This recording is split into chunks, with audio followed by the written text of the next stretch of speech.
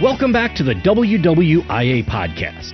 We hope you're enjoying this special podcast series on the John McDaniel story. If you are, please do us a favor and leave us a review on iTunes, Spotify, or your preferred podcast service. Let's learn more about John's military service as we dive into Part 5, Alaska, with the 501st Long Range Surveillance Detachment and SPACECOM.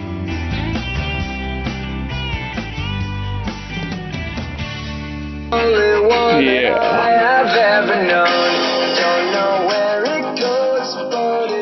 Yeah, a little Green Day in the background there. So as we continue here on my story, I think I left off last at the Rangers. By the way, General 4-Star Townsend played this at his retirement ceremony. I know because I attended it, and I just to a slideshow. I just thought, yeah, that's a great tune. So there it is. Anyway, so what I want to talk about here in this segment, I want to probably lump a few things together. So we last left off. I got promoted to captain out of the Rangers, Captain Townsend. Then now 4-star retired Steve Townsend promoted me to captain, and so you can't have two captains in a Ranger company, so you got to move on, and before you can go command someplace, which is the goal of every good infantry officer who's a captain, is to go command somewhere. You've got to go through the infantry officer advanced course, which is another year-long school that teaches you basically, prepares you to command, and so I wasn't really ready to go to school, back to school, and I had some time. You're back then you were a captain for like 7 years. It's the longest, rank. You wear that rank longer than any other rank. And so I knew I had some time. And the Rangers, the regiment offered me a couple of staff jobs, and I wasn't too excited about being the woodpecker hunter, or the Building 4, or whatever they called it.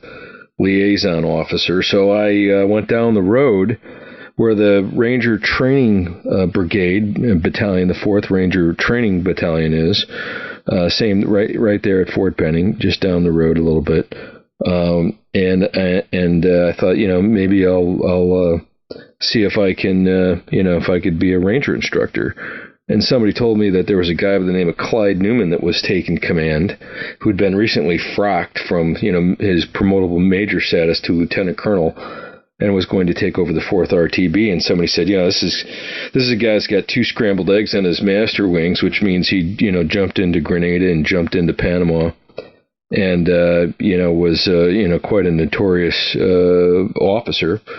And so I sauntered on over to the RTB, found Colonel Newman, and introduced myself and told him I was looking for a job, and he goes, "You coming out of the 3rd Ranger Battalion?" And he goes, "Yeah, you get a job here, Ranger." And that was it, And so I got a set of orders, and he assigned me to to Echo Company, the light infantry leaders course there, and it wasn't exactly what I wanted, but I needed some XO time, executive officer time, and so that provided the perfect opportunity, and so I became an XO at the 4th RTB at the light infantry leaders course, and did a lot of stuff, got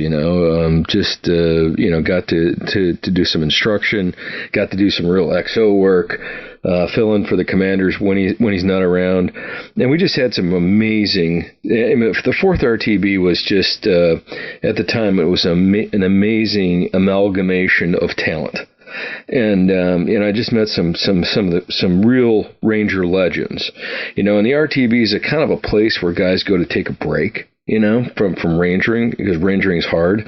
And an RTB is not the same thing as being in the Ranger regiment, where you got a real 18-hour sequence mission. Get on a plane in the middle of the night and go bye-bye to go, do bad things to bad people. That's not what the RTB does. The RTB trains Rangers, and I refer back to my earlier podcast about Ranger School. So I am actually now leaving 3rd Ranger Battalion and going to the RTB as a captain to be a Ranger instructor in a place that I barely made it through.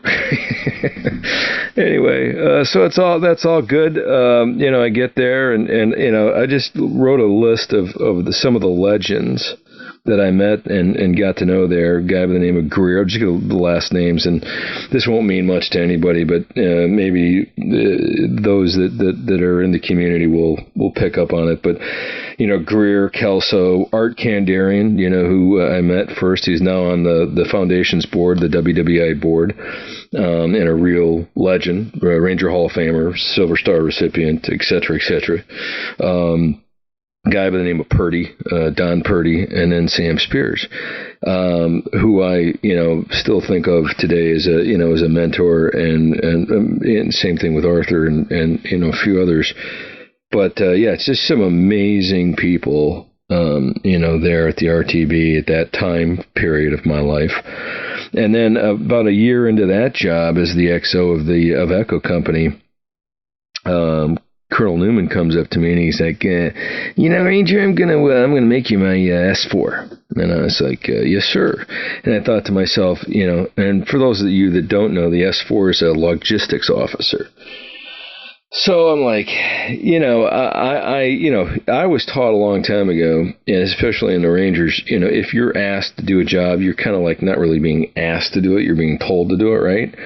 I want to make you my S4. Yes, sir. And even though that job sucks, I don't want to be a logistics dude. I want to be a knuckle-dragging, meat-eating, steely-eyed killer. I don't want to do anything that has anything to do with budgets or logistics.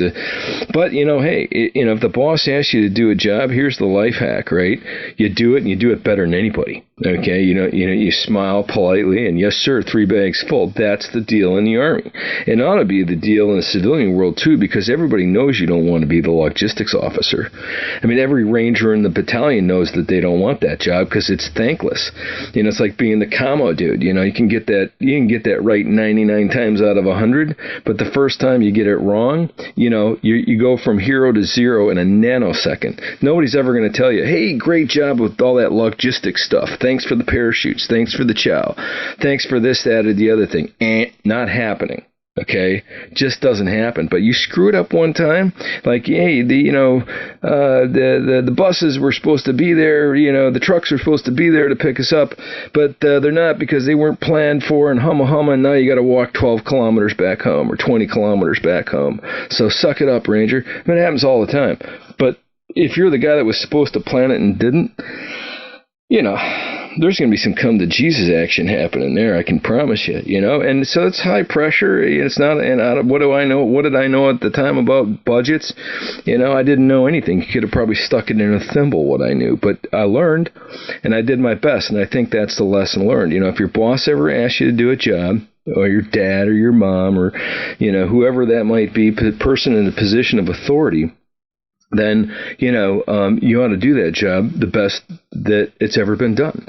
And that ought to be your perspective. And they know you don't want to do it, and you get rewarded. After you do a good job, you get rewarded for that. So anyway, I took that job, and, I did the best I could with it. And I told you the story earlier about Clyde Newman coming in and throwing the 3-inch, medical survey results on my desk, about Ranger and, what Ranger School does to you, and the short version is, I think what it said in the, in the actual study was something like, the Rangers, Ranger student's immune system was that of a 3rd-degree burn victim by the time he finished Ranger School. Like, think about that. I mean, I'm sure they've changed things quite a bit since then, but it was a gut check basically. So anyway, that's my story about the RTB. I don't have a whole lot to say about that, so we'll move on to hey, it's time for John to to go to I was at Fort Benning for it's like 3 or 4 years, because the infantry officer basic course or advanced and basic courses are there. So now I'm going to school for another year, and now fast forward the tape. And, I don't know how many students there were in that class, but probably about half the amount that was in my basic course, I'm guessing, 300-400 students who had made it, to the career course, the Infantry Officer Advanced course, IOAC as we referred to it. And I was stuck. I got put in a small group. They hack you up, right? And it was like 10 to 12 students per group, and there's maybe 10, 15, 20 groups, whatever it was, that they had in the course there. And oftentimes they'd throw you in a big blue bedroom, they called it, where all the students, the entire class was there, and for instruction, and then you'd break up and go into your small groups, and this is really phenomenal instruction. I mean, it really was. Prepared me, I think, very well to be a commander, and my small group leader was a guy by the name of Tom Cleary. And Tom Cleary was a captain, but he was a senior captain. He'd already commanded, and he went to go be an instructor, at the Infantry Officer Advanced course. And I really he was tough. But he was very serious about his business of teaching young captains how to, preparing them for command. And you couldn't put anything over on that guy, zero. And I liked that. And my small group was filled. There was two people who I'm still very close to today. One of them is on my board, who made it to 2 stars. Doug Chrisman, just an amazing leader. Commanded at the divisional level. Just an amazing person. 2-star general, retired West Point officer, probably the smartest guy I know. I asked him to be on the board, and he graciously said yes. And then Dixon Gunther, who has been a lifetime friend since then. Dixon and I have hunted and fished all over the planet. We went up to Alaska together, and we came back together, tandem down in the Alcan. I mean, it just stories upon stories. We were stationed at Planet Fairbanks together, and I'll get back to that here in a second, because the next chapter is the journey to Alaska, right? And so, but at IOAC, when I first got there, they'd pulled my file. The cadre had pulled my file along with, maybe 10 or so other files of the student files of how many ever students there were, 300-400, I don't know, but a lot. And so my file got pulled because they wanted to interview me and the others for leadership positions within IOAC. And so there's a board. You gotta sit down and get interviewed and all this. And I didn't really want to be. I don't want to say I didn't want to be in a leadership position, but I was a student. I just wanted to be a student. And I don't really want to. And I say, okay, well, here's the positions that are available. One of them's the student commander, the other's the S3, and then there's a handful of others. And but S3's operations, and the commander's the commander, dude in charge. They asked me what I wanted to do, and of course I said, I'd like to be the commander. If you're gonna tag me with a position, just give me the enchilada, man. Give me the bowl, I'll take it. So I did the interview. I didn't get the job as commander, but I did get the job as the S3, which is the guy that's got to do all the damn work, right? The operations guy. So I'm standing in front of the class like every morning. All right, everybody, give me your attention. Say again, give me your attention. Just leading your peers, man. I mean, these are knuckle dragging, meat eating infantry guys who, you get less than 30 seconds, okay, to prove to them why they should be listening to you when your lips start moving. I mean, it's the most skeptical crowd, the hardest crowd I've ever met. You gotta always be on your toes, because it's it is truly a dog eat dog world. I mean, it's all fun and games. Everybody's friendly and great camaraderie and whatnot. But at the end of the day, it's hyper competitive because you get a bunch of AAA personalities.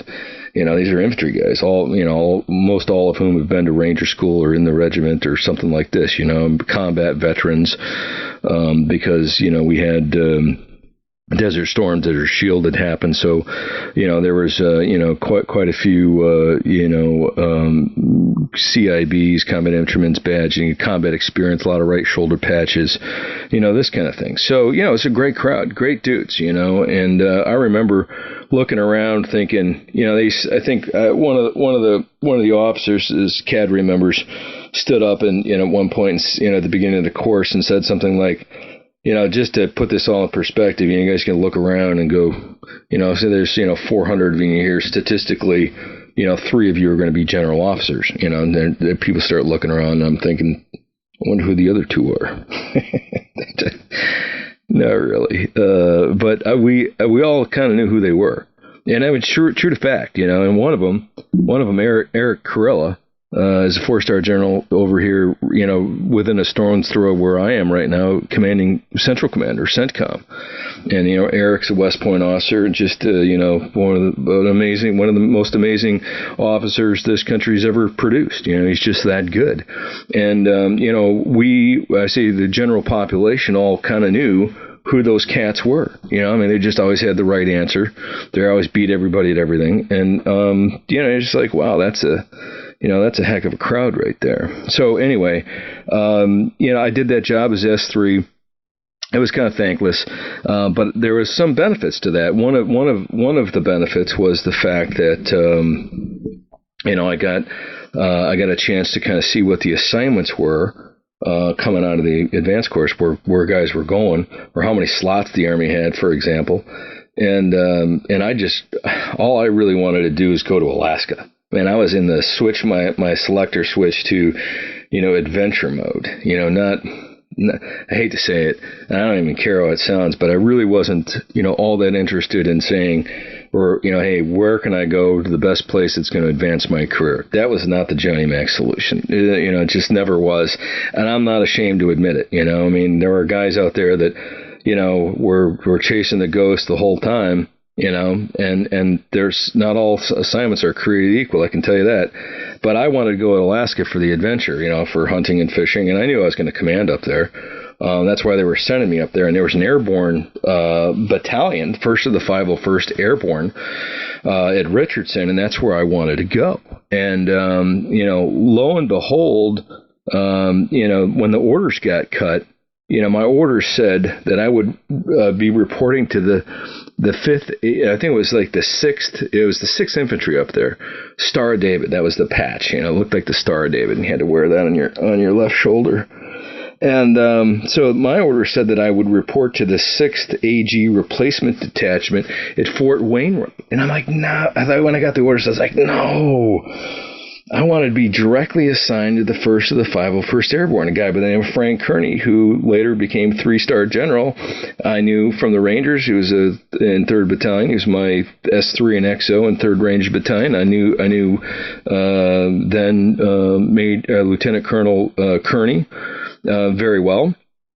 And I wanted to go work for him, the 1st of the 501st. There's 350 miles between Fairbanks and Anchorage. There's 2 major bases up there. One is at Wainwright in Fairbanks, and the other is, down there at, Elmendorf, which is in Anchorage, 350 miles apart.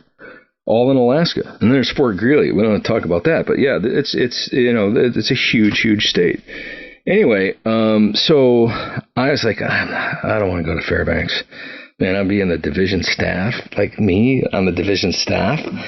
So I was offered the opportunity en route to Alaska to go to the Field Artillery Advanced Course at Fort Sill, Oklahoma. Okay, and the idea there was they were going to send a handful of infantry guys like me to this course, this artillery course, to help train the artillerymen who were in their advanced course on, the ground tactical perspective. Hey, you're providing fire support to this objective in this operation. Let me give you the infantryman's twist on this because I'm the guy you're supporting, sort of thing. So it was 6 months long, I think. Well, no, it wasn't. Yeah, I think it was 6 months. About half a year there at Lawton, Oklahoma, of all things. Great place to get a steak, but that's about it. But anyway, so I did that, and by doing that, and I didn't call Alaska and ask for permission, I just did it. And by the time I got up there, and I'd been politicking, a little bit, getting a hold of Frank Kearney and a few others saying, hey, I really want to come down there and command, can you pull some strings for me, get my orders changed? Well, at the end of the day, I pissed off pretty much everybody in Fairbanks at the division staff because they needed another body up there, i.e. me, staff officer that they could torture, It's just that being on a division staff is just like, it's like making sausage, man. I mean, Dixon and I used to say it was like juggling chainsaws and hand grenades. It's just a matter of time before you lost an arm or a leg, or it's just brutal. And so by delaying that action, I pissed off a lot of people who outranked me. And so when I arrived, I arrived, I think, at a position of disadvantage. Just being honest about it. And I'm not going to mention any names or the things that happened, but needless to say, it was an interesting assignment. I did that for about a year, and then actually got my inter-theater transfer orders. I did get my orders changed, and it took an act of Congress, literally, to PCS somebody permanent change of station within the same year takes an act of Congress. Congress has got to approve that because permanent changes of station are pretty expensive, and they move you lock, stock, and barrel from point A to point B.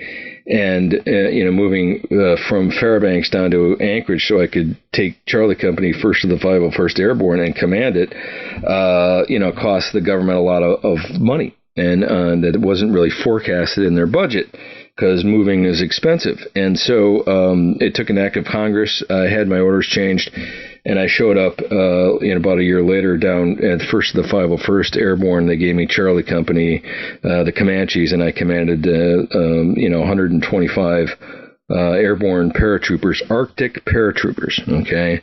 And that was quite an experience, being an Arctic light warrior who's also airborne.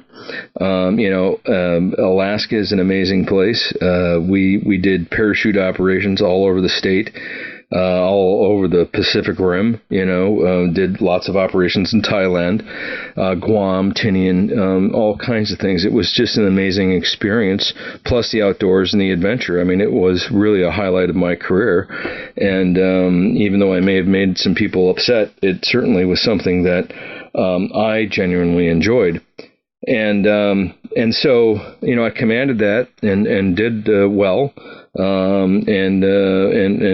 Colonel Kearney was there, for a short period of time. Then he moved on to go do other things, left Alaska and got a new battalion commander. And then, at some point, towards the end of my, that command, I was told that that they wanted me to be the division LRSD commander, long range surveillance detachment. So I was getting offered a second command.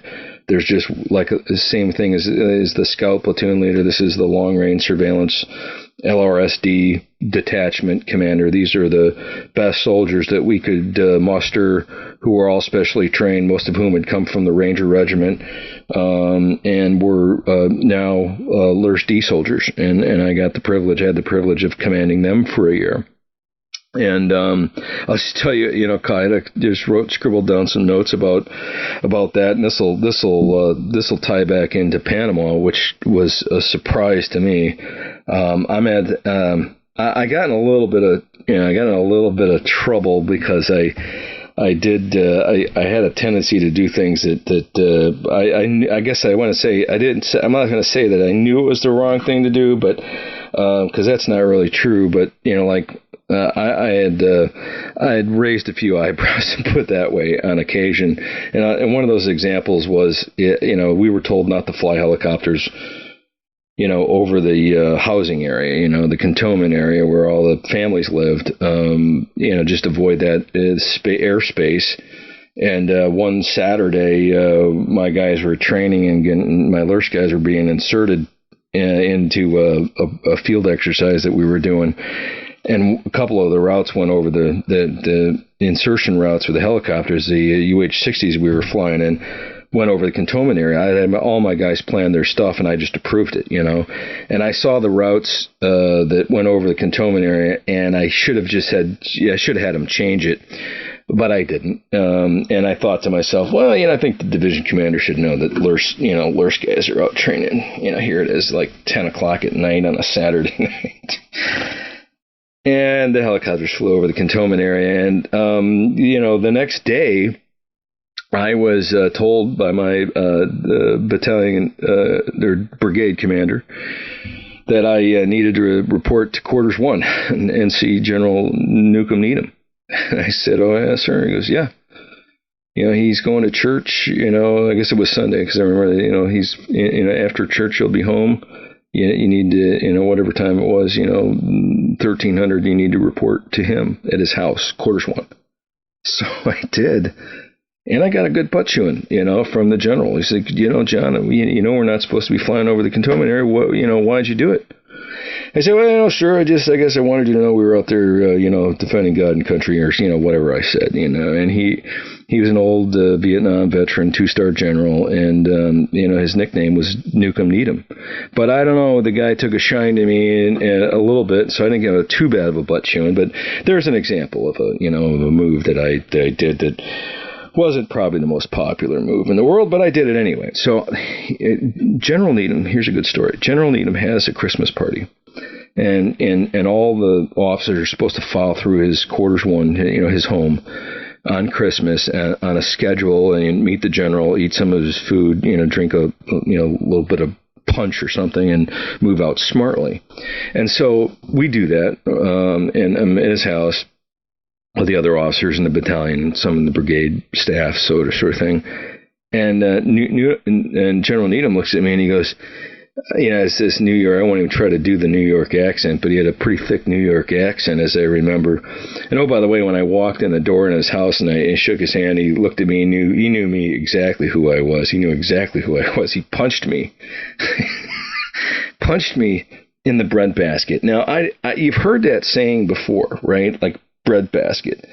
And, it's a small spot right below your sternum, okay? It's not in your gut, not down where your abs are, but right underneath your sternum. There's like a fist-sized space. You get punched there, that's the breadbasket. You'll never forget it, okay?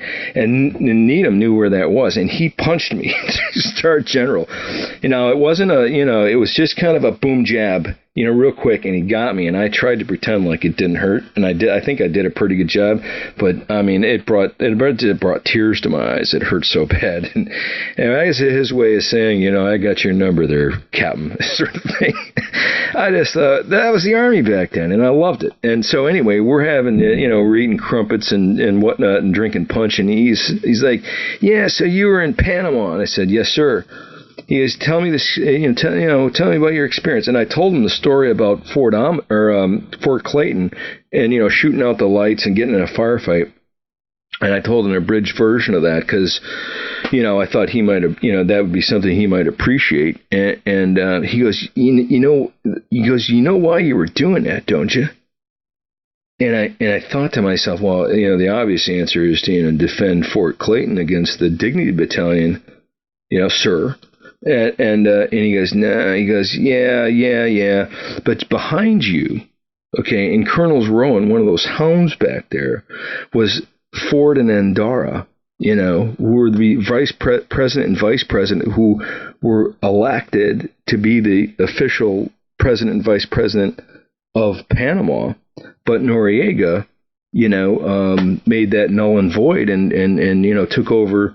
Kept reins on the country and botched the election, invalidated it and instilled himself, in as the president. And the CIA had Ford and Ndara in one of those homes back there, safeguarding them until the invasion was over, until we had Noriega, and then they were instituted as president and vice president of the country of Panama. And I was like, no shit. And he's like, yeah, that's what happened. And I was like, wow. I thought to myself later, why the hell didn't they just tell me that? I mean, task and purpose, defend this because, behind you in one of those homes back there are some really important people. I mean, that's all you had to tell me. Anyway, so it's funny how things turn around and what you learn as you go through your journey there. But, anyway, that's my my general Needham story and my 501st LRSD experience. It was great. Genuinely loved it. Had a great time. And Dixon and I used to joke, about, hey, if you're going to be assigned to Alaska, okay, don't assign anybody there who doesn't like to hunt and fish, because it seems like every moose season, every dull sheep season, every salmon season, we're flying off some place doing some big, exercise or mission that somebody's planned. I'm like, hey man, this is right in the middle of moose season. Why would you think we came up here? Anyway, so that's my Alaska story, and so let me finish it by saying the segue into the next bit, which is, it's time for me to go. I get a call from branch, infantry branch. I'm like halfway through my second command in the long-range surveillance detachment. It's infantry branch ding-donging me, saying, hey, it's time for you to PCS out of Alaska. You've got to, we got to get you a new assignment. And I said, yeah, but I'm in the middle of my second command. And the guy's like, yeah, but we didn't authorize that. And I'm like, what'd you think I was going to do? Call you up and say, hey, they want to give me the long-range surveillance detachment? Is it okay? Did you think I was going to do that? I mean, who says no to that? I'm not going to ask for permission. They got, two-star general asking me to be, the LRSD commander. Of course I'm going to do that job, What were you thinking? So anyway, I'm like, oh yeah, hey, you got about 6 more months out of this command, and I'll move when you want me to after that. What do you got available? And so I got about a 6-month period to kind of negotiate, and so they put me up for this nominative assignment, right? They proposed a couple of things. One of them was to go to Colorado Springs, Colorado, and go to the Army Space Command. And when he mentioned that, I go, the Army has a space command? And the time frame here is we're talking 1996-7 time frame, okay?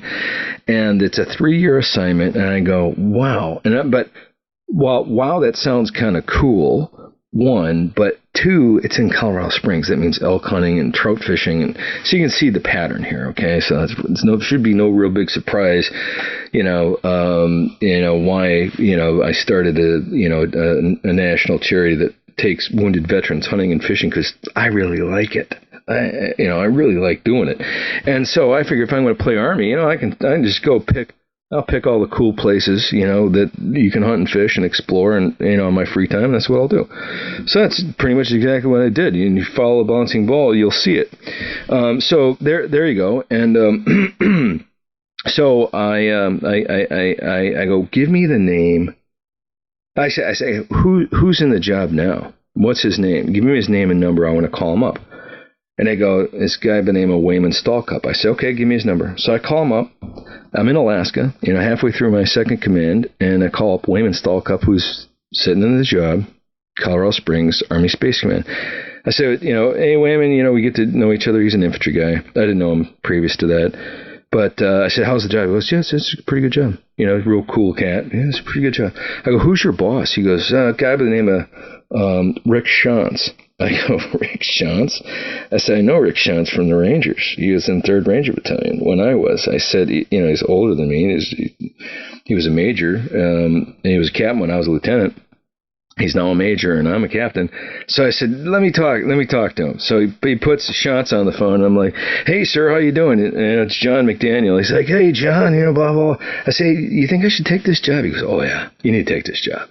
So, okay. Roger that. I called branch back. I said, I'll take it. So I get orders to Colorado Springs to go to the Army Space Command. Now, you probably have heard here recently that the Space Command is now its own force. Okay, you have the Army, the Navy, the Marine Corps, the Air Force, the Coast Guard, and now the 6th branch, if you will, is Space Force. And I got basically in the ground floor of space operations.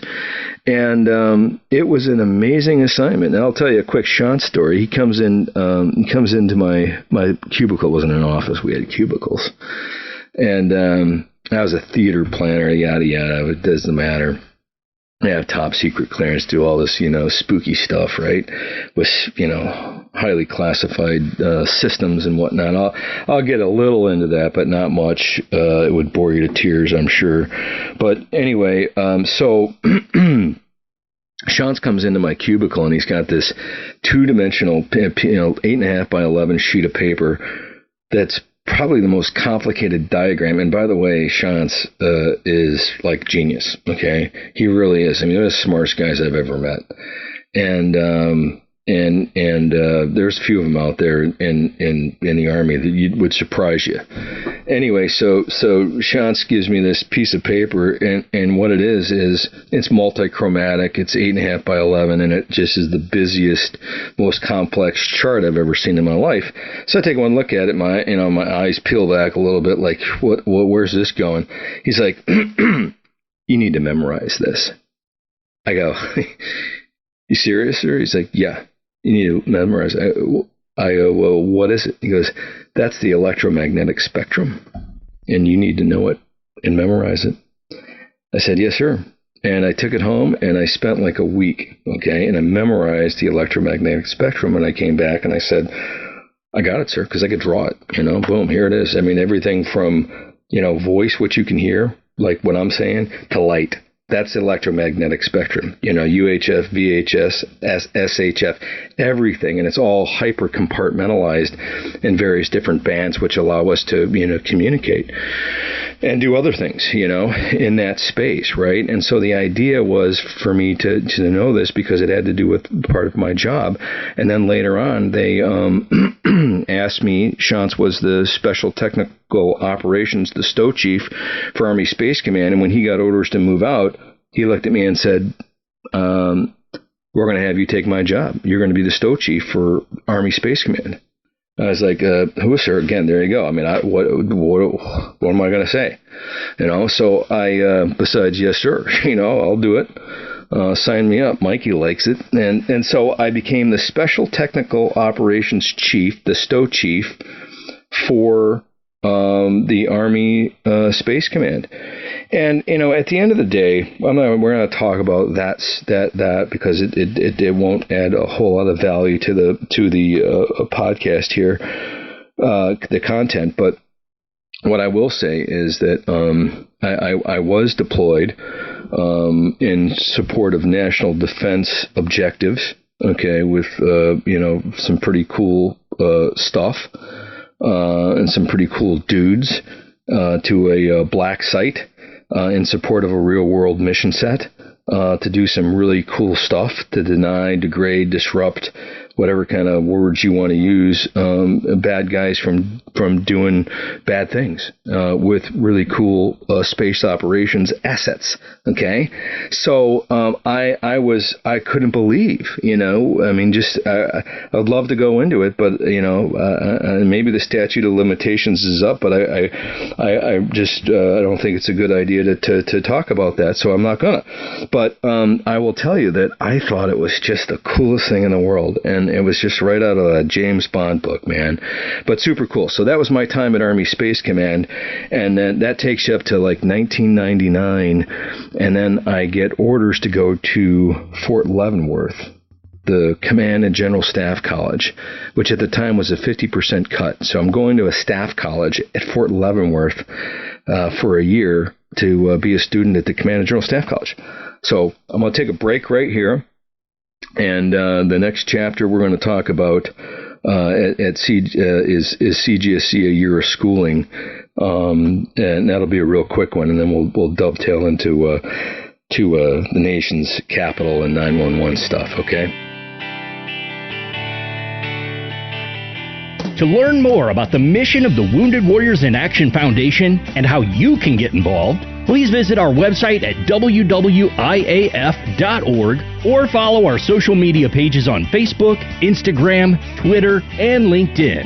Thank you for listening to the WWIA Podcast and for helping us honor, connect, and heal our combat wounded Purple Heart heroes through the power of the great outdoors.